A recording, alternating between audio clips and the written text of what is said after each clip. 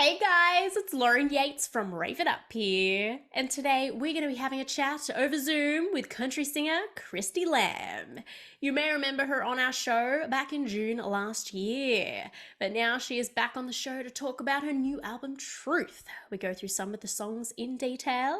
She's also doing a tour of Australia right now, and over the years since we've last spoken, she's also gotten married and welcomed her first child, Charlotte Rose. So we have a talk to her today also about how she juggles it all. Before we get into today's interview, we would like to give a shout out to our Patreons, Irene, Bev, and Michael. If you haven't heard of Patreon before, it is a great way to support us and keep us running and improving. You pick a membership tier that suits you and your budget per month, and in return for supporting us, we'll give you behind-the-scenes content and free stuff. You don't have to give much either. You can be a part of our Patreons for as little as $4 a month. Just visit patreon.com/raveitup. You can even donate through PayPal if you don't trust other sites.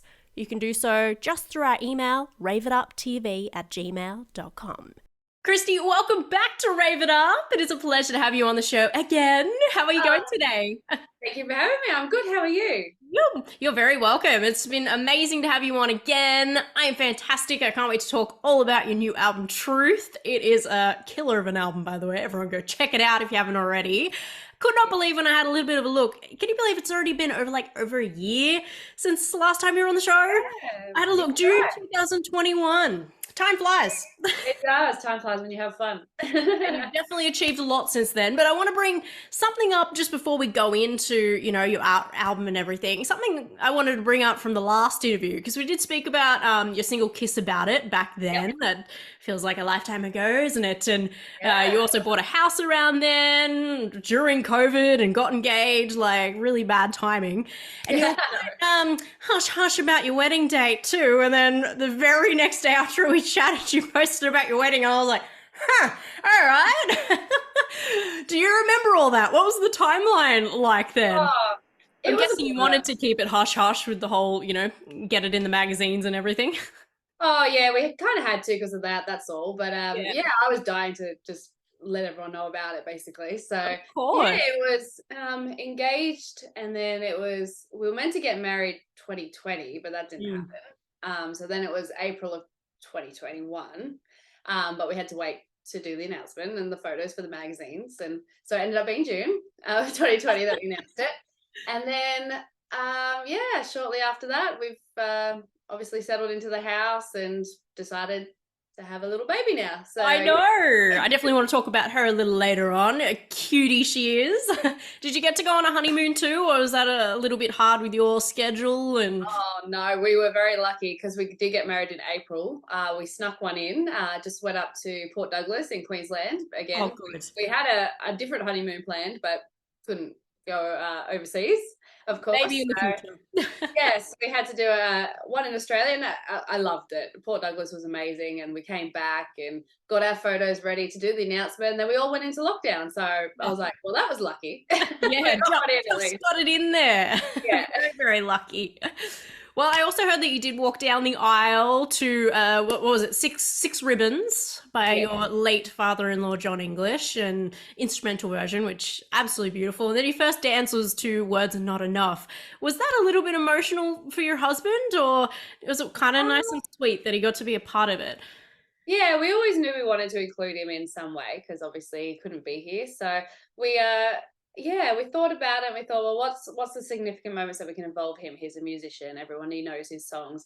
Okay, we can dance to him rather than having, a band sing live, which we did have for the rest of the night, but we just thought, that's such a significant moment, having your first dance. And we found the song, we loved it, and then Jonathan came up with the idea of the Six Ribbons, but instrumental. So it was a subtle hint to his dad earlier on.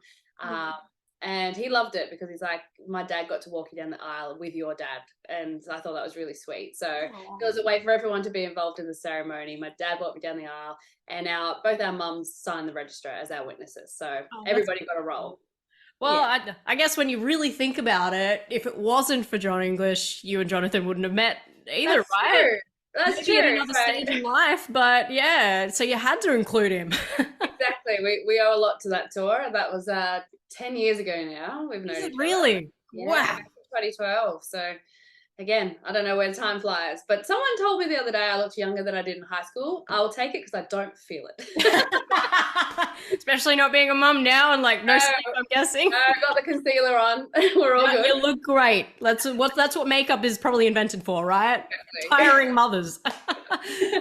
So, your amazing new album, Truth, go check it out, guys. It reached #1 on the ARIA Australian Country Album Chart and then #2 on the ARIA Australian Album All Genre Chart. Congratulations. Huge. You're just killing it, girl. Huge accomplishments. Do you ever feel like it kind of adds pressure to like your next tracks and next projects because you get all those like #1s or #2 slots? All the time, definitely. Like when you've had a #1 from the previous album, I was like, oh, really praying that this one did. And I mean, there's been so much uncertainty in the last few years, and you know, everything's getting harder at the moment. Everyone's struggling financially with all interest rates and all the other boring stuff in life that comes along. We've had pandemics and we've got interest rates and all that stuff. I'm like, oh, is anyone going to still come out to shows? Have people got money for shows? Have people got money to buy an album?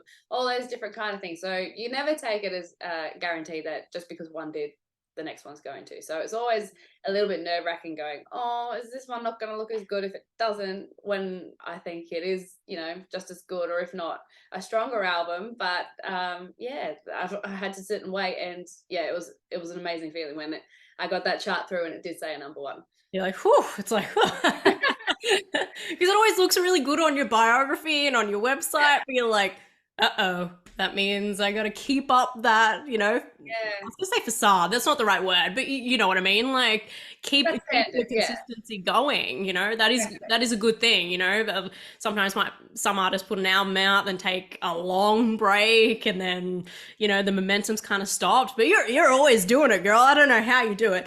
oh, I'm trying, but their album before was 2019. So Was it really? Oh, yeah. So I think just because we kept seeing you in the news and getting engaged, it just seemed like you're still out there, yeah, well, I think things have kind of changed as well since COVID, and people want something new all the time to get excited about, rather than having an album and then releasing songs off it. You kind of releasing songs prior to the album these days. So that's kind of, yeah, when you look at it, go, well, I did fill out the 3 years. I was doing things, but Yeah, it's singles 3 years and on video paper clips.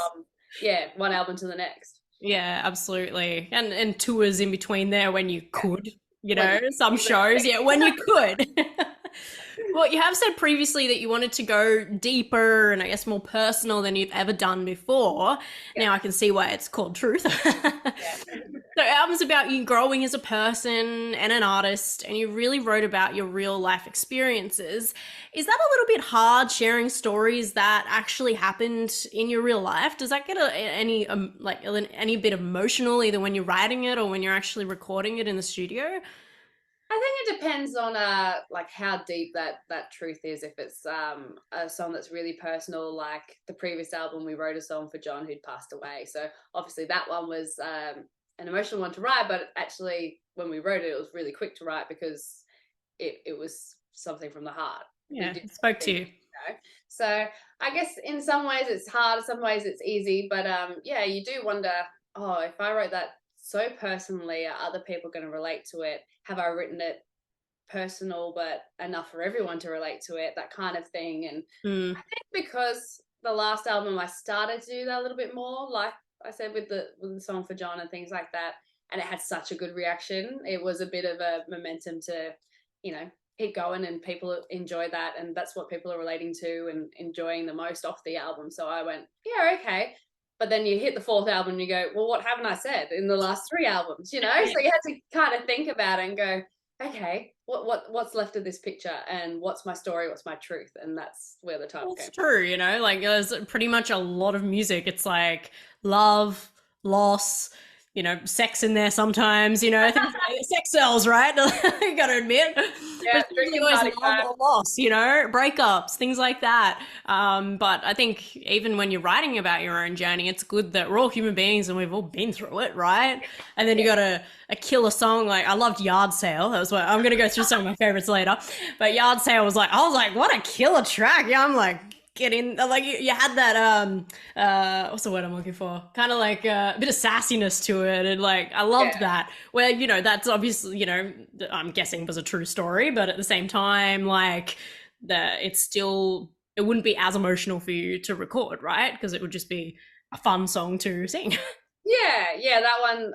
I always have to. I kind of set it up with the last three albums that there's always a really cheeky track on there, Mm. and that's the kind of music that got me into country, listening to people like Gretchen Wilson and Miranda Lambert and things like that. So I Yeah. kind of went, well, that's my truth. That's what I grew up listening to. I'm gonna have that kind of a cheeky, sassy track. And yeah, I always thought, well, the last albums I've set my ex's stuff on fire. How about I like sell their stuff off this time, Yeah. and then get some money, because we all need money right now. Yes. But then we also get extra wardrobe space, and anyone who's been to my house knows that we've got his and her wardrobes, and the her one kind of goes into the his as well, because yeah, I'm like, but I've got a stage wardrobe, and then I've got the normal wardrobe. So I like that idea of getting extra wardrobe space and getting money as well.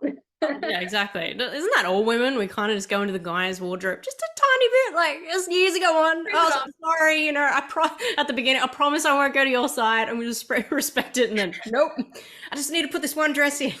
Yeah. 11 dresses, 20 dresses later. Uh-huh. And when you listen or even look at your album now, is it kind of like reading your diary in a weird way? Is it therapeutic? Yeah, I hadn't thought about it like that. I guess I can kind of see myself growing up through them in a way, Mm. because those earlier albums, I was too scared to get vulnerable and tell personal stories. And yeah, I haven't actually set my ex's stuff on fire. I'm just going to put that out there. But it was fun to Something that write we've about. all thought of. So yeah, as I've kind of grown up, you can kind of see the truths coming out, but that comes with like life and experience as well. So Mm. yeah, I can kind of see that development as a person and songwriter too, to explore that.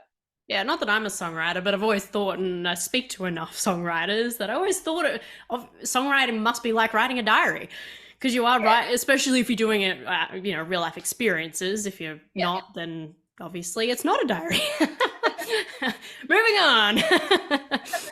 So, because of COVID, unfortunately, the whole album, well, unfortunately, and I also maybe fortunately, because you got to be at home, but you recorded it all remotely, and your producer that's in Brisbane sent down all the equipment down to Sydney. I thought that was a very interesting story that I'd love to know more about. Was that such a challenge, and you were like, oh my God, no, why is this happening to me? Or did you kind of actually embrace it and like it being at home?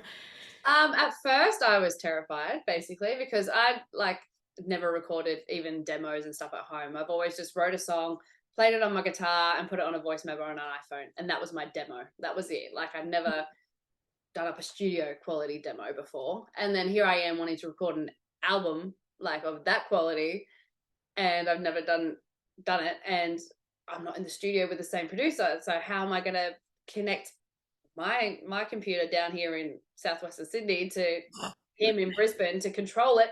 The whole thing overwhelmed my head, and it still kind of does. I don't quite know how it worked, but it worked.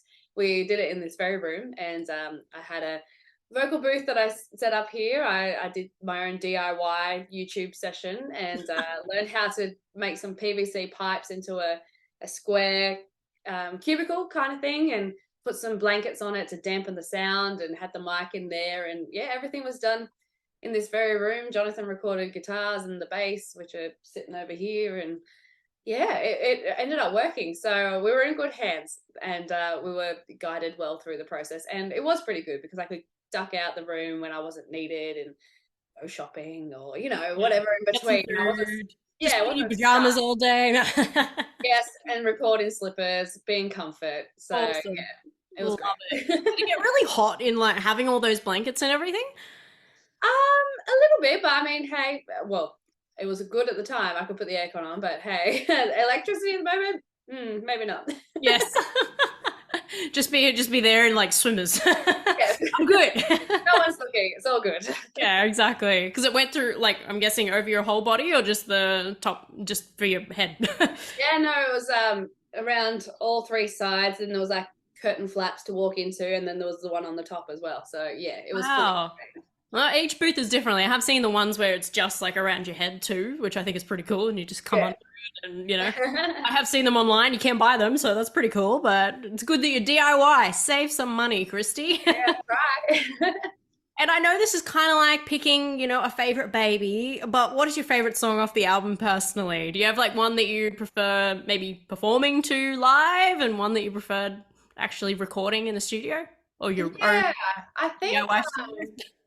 okay, I'll narrow it down to two because we've just been playing the album out and getting people's reactions. And the week it came out, I was playing Savannah in the Roundup in Cairns, which we were booked for 2020, and we eventually finally got to play it this year and launched the album there. And I had one song in particular keep being mentioned by mums and their young daughters who really loved the song, and they were like, "I really love this song because it's such a great message, to do things your own way and yeah, basically not try and be like everybody else." And I was like, "Oh, good! I'm really glad that that message came through." So that one was "Beat My Own Drum," and Yes, that I was want to talk a about that a bit later. Zoom writing session as well. So Wow. yeah, back in the lockdowns, and it started because basically I was a bit frustrated at the time, going, "Oh, there's all these rules that we have to abide by," but also musically, as I mentioned before, things were changing. We don't release albums and then drop singles.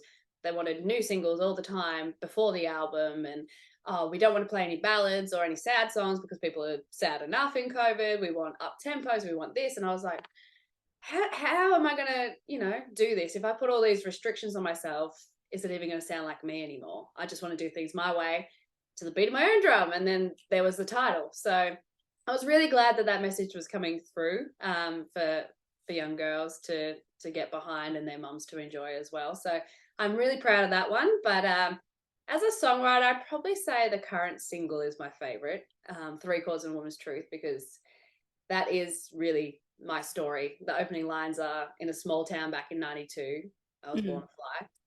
So there you go. You know how old I am. You're And only a couple years older than me. I'm 94. yeah, and so it was kind of an interesting way to tell my story, but weaving in song titles that have influenced me or particular artists that have influenced me to be the artist that I am as well. And I really enjoyed that process of trying to sneak them in. I think we got 13 different references in there. Yes, So I know I'm always looking out in the audience to go, how many of these have been picked up or not, or did I really sneak them in? Which yeah, I really enjoy that, watching the reactions to that song. Yeah, because you also, with the video clip, had images of a lot of them, which is Yeah, amazing. Like people like Shania Twain and Faith Hill, Dolly Parton, Gretchen Wilson, yeah. as you mentioned before. Who do you personally think that you've more taken inspiration from over the years, or even more? I was going to say became, but you know what I mean? Like a lot more, because you want to still be your individual self as well. Yeah. I think there'd be a mix of the Dixie Chicks with Mm. Dolly's love of bling and Carrie Underwood kind of vocal like range and attitude Mm. in her songs as well. Oh But yeah, that's I why can I love see the that. Dixie Chicks too. So yeah. Yeah, I love Carrie. I saw her live. She's freaking incredible. Love her. Yeah. And on the album, you do have some catchy songs too, like we mentioned, "Yard Sale," and you've got "You Can't Stop a Girl from Dancing." I like the "You Can't Stop, You Can't Stop." I love that. And "First Shots on Me" as well, which I don't know, was this deliberate? Because it sounded like it almost sounded like a little bit of like old '90s as well. Okay. No, Yeah, it wasn't go really. back and listen to your own song. Bit of '90s in there, I could hear that. Yeah. First shots again. That was a Zoom ride that happened to work out in lockdowns as well. I wrote "Beat My Own Drum" the day before, and then first shots the next day. So it was a good day, and then the next day was my birthday. So I loved those couple of days. Fantastic week. That's why birthday week. That's why they were all amazing. Yeah. So I was thinking about being in a lockdown and having a birthday and being a bit, well, I can't do what I normally do. What would I normally do? I'd go to the pub and I'd catch up for a meal and drinks with my friends. Um, and then I thought about, times that we're not able to or people can't afford to anymore. And I thought that's always a lot of people's reason is like, I don't have time or I can't afford it. Mm. So I thought, well, everyone writes drinking songs. That's a bit of a twist on a drinking song that I haven't really heard before. If yeah, the first shot's on me. So come on out. There's no excuses. I'm gonna buy you around and let's have some fun. So Yeah, exactly. Which kind of goes with what you said with them wanting, I guess I'm guessing the record label wanting you to have like an upbeat song instead of like a ballad that's sad. That's a party song, that one. yeah, well, I just knew what everyone was going through, and I like in my own head, without any other influences, just went. I'm sure there's going to be heaps of people covering the, the troubles and the downs and the Mm. ballady type of songs, because of what we were all going through. And I went, I'm not going to do that. I'm going to be me, and I like to keep things positive and have things fresh, and yeah, talk about my stories and still making them relatable as well. So yeah, I was really conscious to make everything on the album positive, because by the time it was coming out, we were pretty much hopefully out of this situation as well. So I had that in mind as well. Yeah, I like that about you. And you also make some killer video clips too. I Thank love you. looking at your YouTube channel. I'm like, each one just keeps getting better and better. And you did mention Beat of My Own Drum before, and I wanted to actually talk about the video clip for that. Where was that whole filmed? Because it looked like a stage. So was it like a theater or? Yeah, no, it was down at Campbelltown Catholic Club at the Cube in there. Oh, Yeah, so they've been really great. Being a local girl, I went to Campbelltown Performing Arts High, and yeah, we've known each other for many years. Actually, three of my video clips for this album were all shot there. So if you look at Up All Night, that one was filmed in their restaurant Dom and Shears inside, and Ridges next door for the hotel room. Beating My Own Drum was in the Cube, and I filmed it the same day as I filmed Three Chords and Woman's Truth. So it's actually the same stage that I'm on in both clips. oh, there you go. That is Yeah, interesting. and they were great. They were like, look, if you want to come in on a weekday when we've got nothing on, you can have the room. Just let us know which day suits you and that kind of thing. And yeah, we were able to do it. And when it came to lockdowns and stuff, I was like, well, guess what? Even if we're in lockdown, it's still in my vicinity of those 10Ks were allowed or something like that as Yeah, well. So exactly. And I I'm covered going to all work. bases. Yes, exactly. And I saw in the video clip too, because I know you play guitar and you're playing guitar in the video, but you're also playing drums. How long have you been playing drums for? I hadn't Oh, never played well, you drums faked before. it well. I had about 3 lessons during lockdown online for drums, and that was it. And Just enough to do the video clip. pretty much. And then yeah, I had a whole drum room set up, and then I found out that I was pregnant, and went, well, that hobby's gonna have to go, and I had to remove the drum kit and give it back, and now it's baby's room instead. So Oh, cute. But maybe something in the future. yeah, You're I'd love very good to. at it. It was great fun. Yeah. Fake it till you make it. That's what I say. And cool dance moves as well. How long did it take you all, to memorize that? Because you're mainly a singer, right? Does dancing come naturally? Well, actually, when so my story that I was talking about with Three Chords and Woman's Truth, born in '92. I was born in England as well. I came here when I was 6 years old, and kind of as a, I guess, social thing, and to get to know kids in my area and stuff. My mum put me into a dance school, so I've danced since I was 6, and all throughout high school, and then that was it basically. Um, but yeah, I used to be a serious dancer and compete, and I've torn the cartilage in my knee doing dance Oh. injuries and things like that. And it was kind of at that point when I went, you know what, I'm not overly short. I'm probably not going to be, the prima ballerina kind of thing. How about singing? I was singing, but because I started dancing earlier, I thought I was better at that at the time. But when I injured myself and I had all this free time that I couldn't dance anymore, I really worked on my singing, and I came back to my singing teacher, and she just went, whoa, where did that come from, kind of thing. So yeah, it was kind of a turn of events, and probably one that I needed to really get into my music, and went, yeah, I think I can make more out of this as a career, and I get to do storytelling, and I get to play multiple instruments that I'd kind of started as well, but it was always finding time for things. And it was that gap when I had the dancing injury that I went, yeah, I want to pursue this and give this more time instead. So yeah, I had danced, but not for a very long time, and not since high school, which was well over a decade ago now. So Yeah, it was good to pull out the moves again. With one of the girls I used to go to school with, she put it all together for us and sent it online, and I kind of freaked out because then I had to reverse it, trying to watch the computer screen, Mm. locked down, and having to reverse it. So it did take a little bit of time to get that routine in, but yeah, it was a lot of fun as well. The girls were great. The costuming was fun, getting to be a little bit out of the box with that outfit. And yeah, I loved how it all came together, all the elements. It must have felt like so empowering just having all female dancers as well. Yeah, that's exactly what I wanted. I mean, Yeah. it's been tough, and we're in an industry that's kind of pretty much male dominated as well. And I've thought, you know what, us girls have to stick together if we're going to get anywhere. And I wanted Mm. that reinforcement, and it was, yeah, you couldn't wipe the smile off my face that day. Oh yeah, definitely. And you killed the dance. That's why I thought, oh, I think she must be a natural dancer here. And or even Thanks. I thought maybe she choreographed it herself, but No, not there I yet. left that to the professionals. Yeah. Well, we're grateful that you end up sticking to your singing and really focusing on that. Otherwise, we wouldn't have these amazing songs from Truth as well. Thank you. Check out that video clip you haven't already, guys. A beat of my own drum. And to celebrate the release of Truth, you are touring at the moment, and you've still got, a lot of places in New South Wales still to go, like Coomera and Goulburn and Warrington. Where are you most excited to visit, do you think? Have you visited all these places before?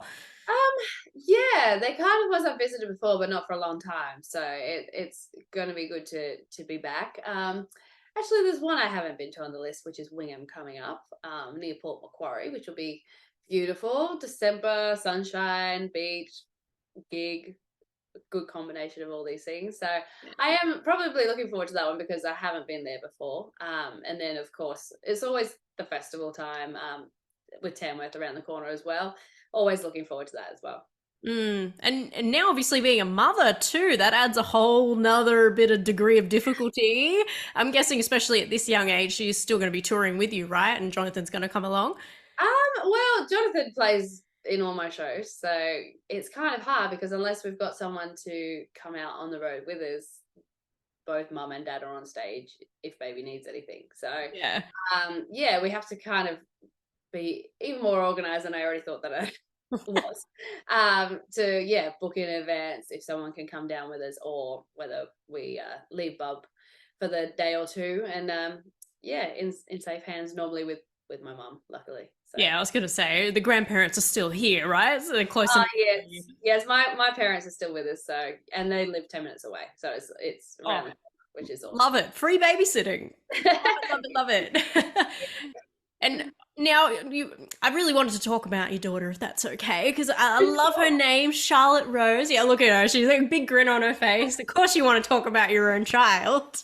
Where did the name Charlotte and Rose come from? Is that down the line in your family, or just a name you always liked? No, I actually remember it's the weirdest thing.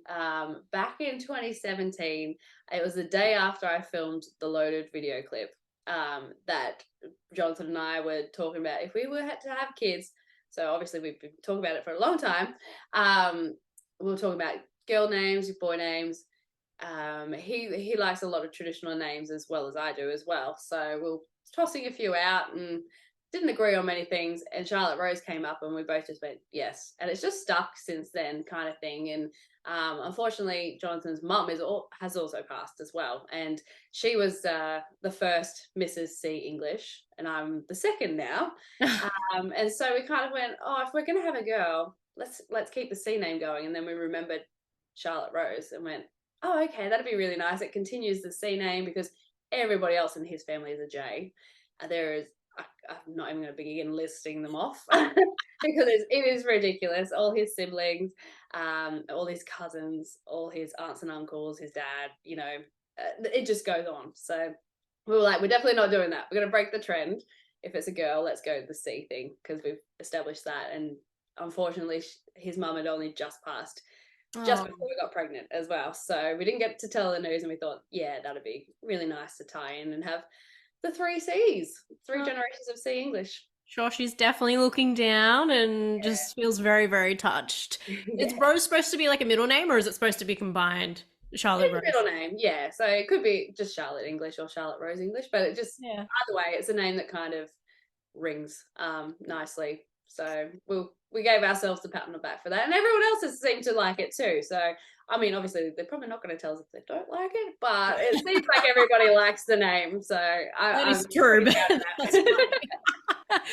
And you went into labor on stage too, right? Oh my god, did you actually still finish the song? And like, Yeah, how was that yeah. whole experience for you? Talk about bad timing. I think Charlotte wants to be a singer. I think so, yeah. Well, I mean, her granddad was, and we are in music, so I don't know if she just had enough of listening to me on microphones every weekend and was just like, I want to be a part of this show now. So she decided to arrive and be a little bit rock and roll, and it was like 18 days early or something. So I Wow. wasn't expecting it. She was meant to be a September baby and decided to come in August. But yeah, I still was meant to be working that weekend and one more weekend, but she had other ideas. So I was just uncomfortable at the gig, and I had been all day really, but I didn't think it was labor because she was actually a breech baby. Ah, yep. She hadn't turned around ready to engage or anything. So I thought, no, I can't be in labor because she's not in the right position. So it's not labor. Oh, it's just my body moving ready for it or something like that. And until the gig finished, and then pretty much as soon as it finished, Jonathan was packing up because I couldn't lift any gear obviously. Mm. I'm just standing there for about 10 minutes, and then I just was like, no, I can't do this, I'm gonna cry. I'm this is hurting now. And so he's like, should we go to the hospital? I went, okay. So I left my gig and went straight to the hospital on a Friday night, late, and she was born first thing Saturday morning. And I returned home on a Monday from that gig, not Wow. expecting to come home with the baby. Well, I gotta say, I have a couple of similarities to your daughter too, because she was born in Campbelltown Hospital, right? Yeah, she was born in So was Campbell. I. Oh, there you go. And we're both August babies, because Charlotte was born on August 20th. Yes, I'm August 30th. So I was like, what a small world. there you go. So adorable. Now, if she does want to get into this industry, because I think it's just in her blood, isn't it? With you guys also being musicians and obviously Jonathan's dad, do you want her to, or are you going to kind of steer her away from that a little bit and, the rejection you can get in this industry and, Yeah, there's a lot of positives.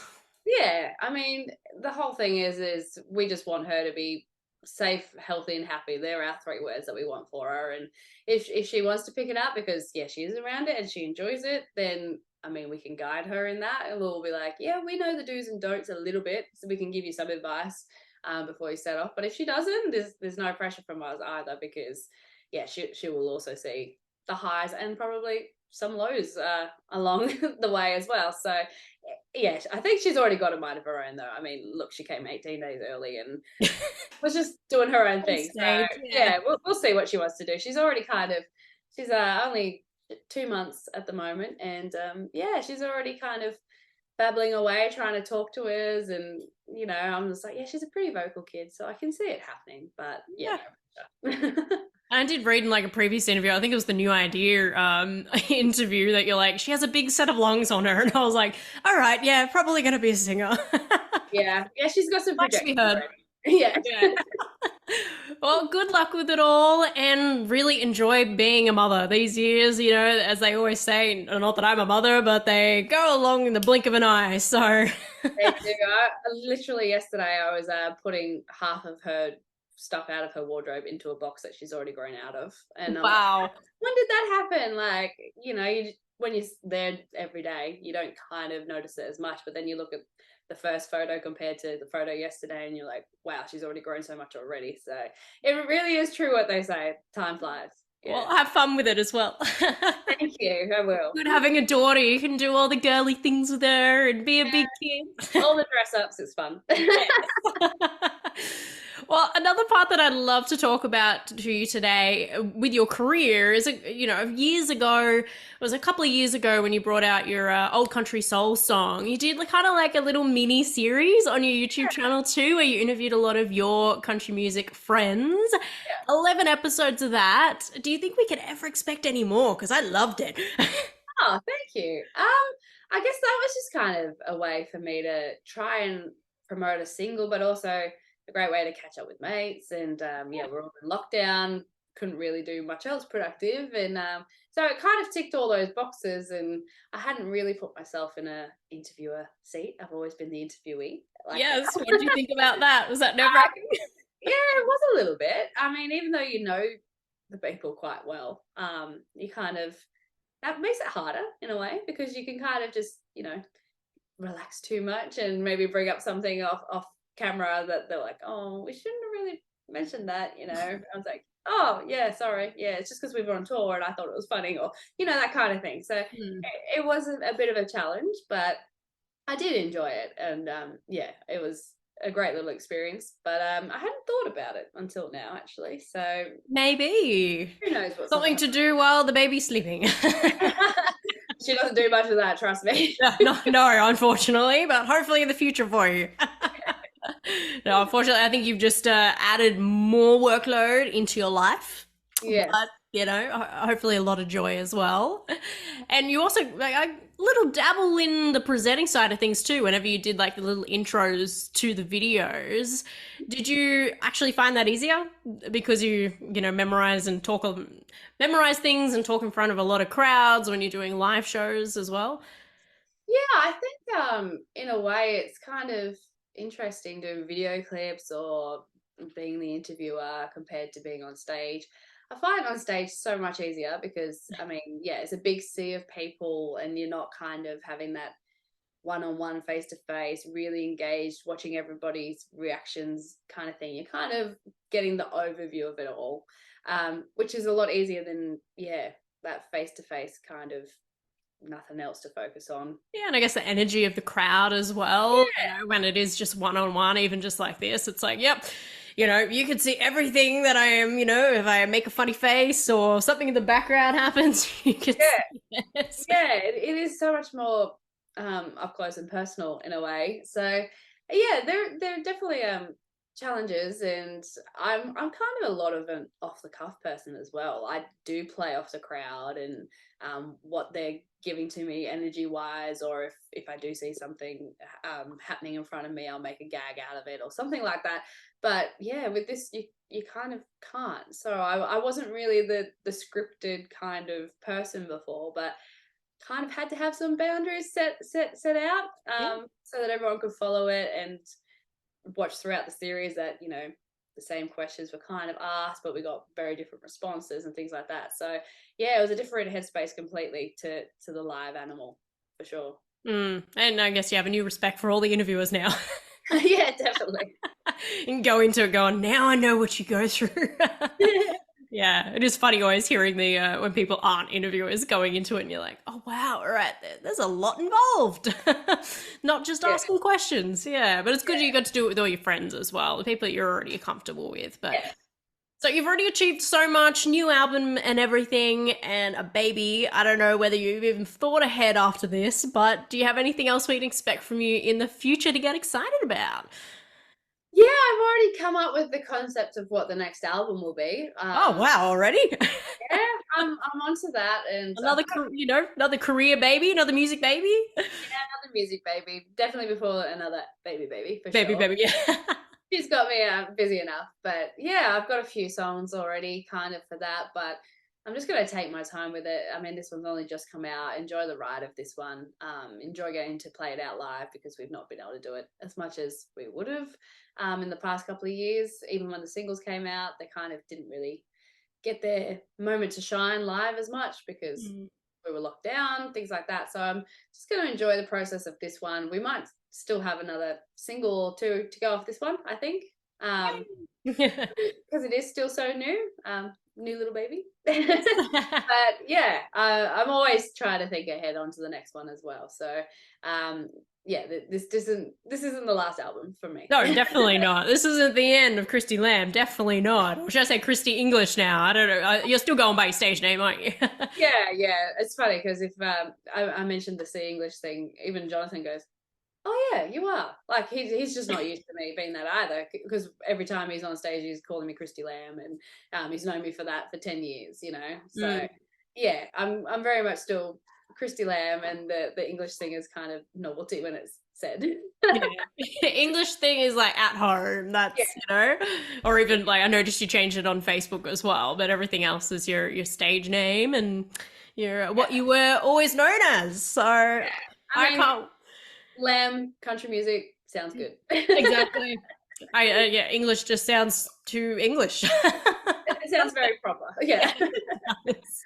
That's always good in other regards too. But Yeah. I can't wait to see what you release in the future, new albums. Good luck with the tour as well, Christy. And as always, you are welcome on the show anytime. I love chatting to you. Thank you. It's been fun.